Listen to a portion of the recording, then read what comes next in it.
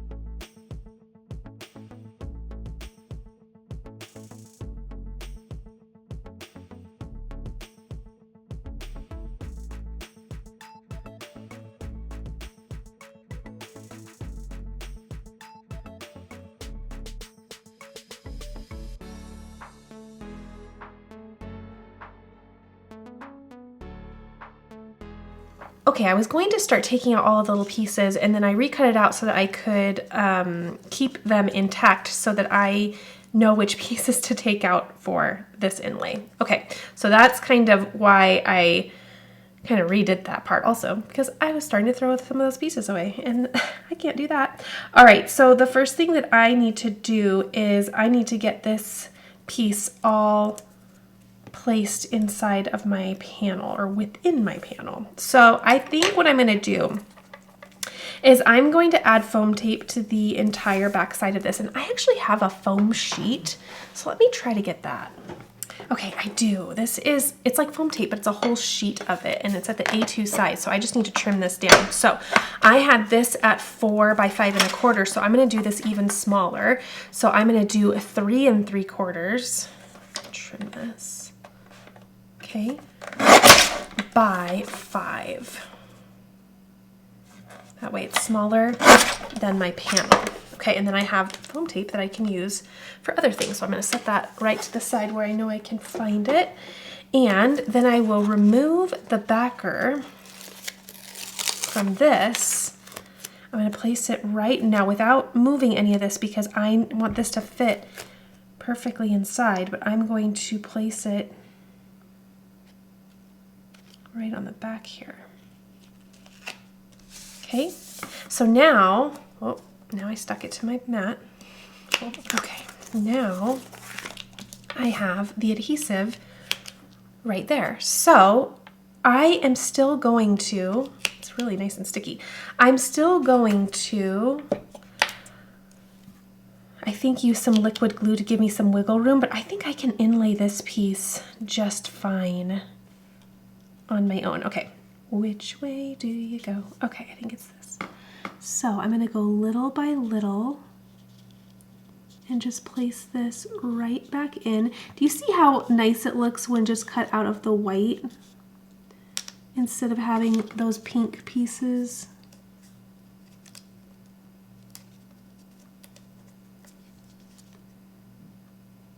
I think it's just gonna give it more contrast. Okay, and then placing these where they go. Okay, so that piece is in. Now, for my other ones, I think I will do some liquid glue to give me a little bit more wiggle room. And that is a strong magnet because it's going through that foam and everything. Okay, so now what I can do is start paper piecing all of my little pieces. So again, oh, and I got rid of some of those. Darn it.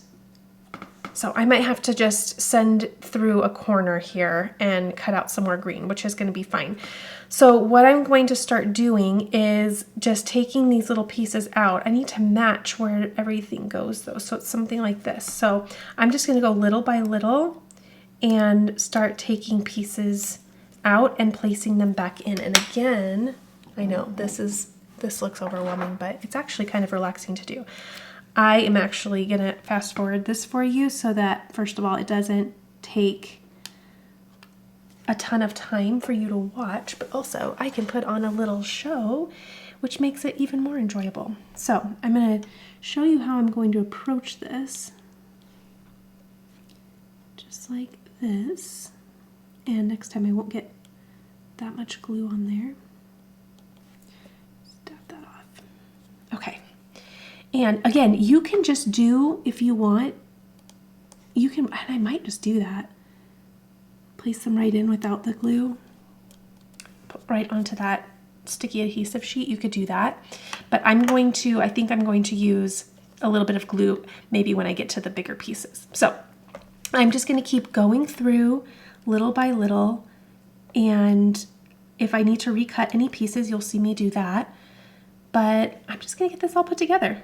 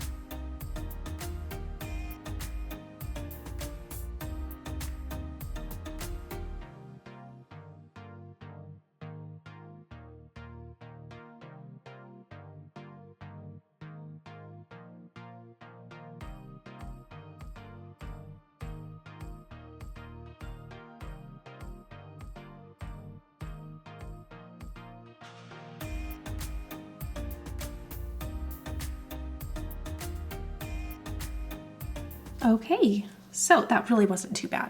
It really wasn't. And it looks really cute. So let's check out our inspiration. Oh, I'm loving that. Very fun. Okay, now I need to, first of all, think about a card base. And then second of all, let's think about a sentiment we want to put on this card. I want to show you something so interesting to me, and it's never lost on me how color can completely change the tone of a card. So if I took the colors that I was using and kind of placed them as a card base, look at how different everything looks when you change just your card base. The green and then this nice orange. I know I don't want to do the green, while pretty, I don't want to do that, so I'm just going to start kind of narrowing things down. The orange is really pretty and a surprising choice for me. This is really pretty too, but I almost wonder if it's too bold. And I don't know about the pink because I do have a lot of pink. I kind of feel like the orange kind of balances it out really pretty. So yeah, I think I'm gonna do an orange card base. And this is going to be extremely easy because I already have my adhesive on the back. So what I'm gonna do is grab that creamsicle card base, and I'll link all of my supplies down below. But I have this at 11 by 4 1/4. I'm gonna have it fold at the top. So I'm going to do a 5 1/2 for my center score line. And there we go. Okay, ooh, I kind of got that a little, no, it's okay. All right, so now, easy peasy. Plop this down, and then I just have to grab the back side of this. I'm going to use a little picker upper tool just to grab the adhesive, peel that away, and place it right on down. Ooh, I kind of got that a little crooked at the top. That's okay. Okay, now I'm going to do my sentiment. Okay, I have a little bag of pre-done sentiments, and let's see what we can do. I like some of these. Okay, what does, oh, look at this.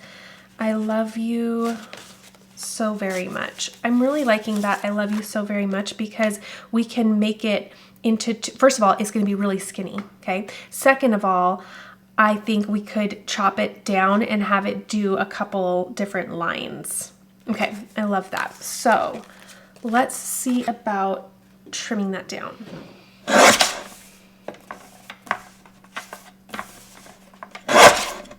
Okay, oh, pretty good. Not perfect, but pretty good. I'm gonna go with it. Okay, and then I'll do this side right there. And I think I'm going to, actually I'll do the rest probably by hand. Let me get this one in there though, because that's easy enough.